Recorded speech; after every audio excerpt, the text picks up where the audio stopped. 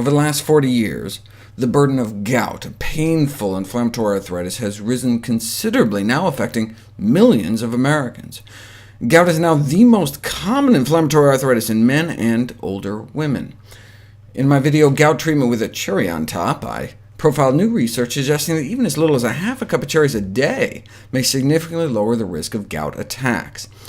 Fresh cherries aren't always in season, though, so I listed a few alternatives, and frozen appeared second best, with cherry juice concentrate the runner-up. But does concentrated cherry juice actually help prevent attacks of gout? We didn't know until now. The first pilot study was a randomized controlled trial, cherry juice concentrate versus pomegranate juice concentrate as a control, for the prevention of attacks in gout sufferers who were having as many as 4 attacks a month. The cherry group got a tablespoon of cherry juice concentrate twice a day for 4 months, and the control group got a tablespoon of pomegranate juice concentrate twice a day for 4 months.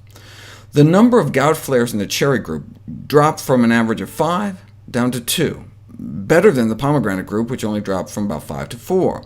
And about half of those in the cherry group who were on prescription anti-inflammatory drugs were able to stop their medications within 2 months after starting the cherry juice, as opposed to none of the patients in the pomegranate juice group.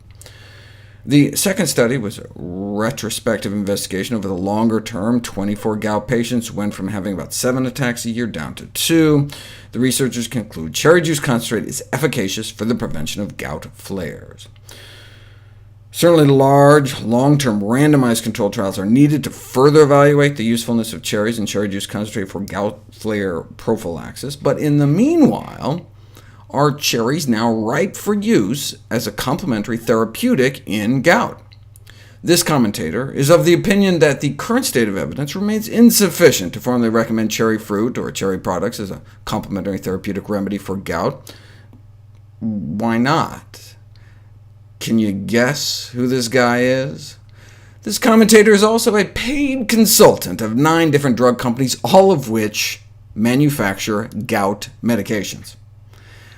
I understand how the pharmaceutical industry can get nervous seeing studies where half of patients were able to stop taking their gout drugs, given the billions of dollars at stake.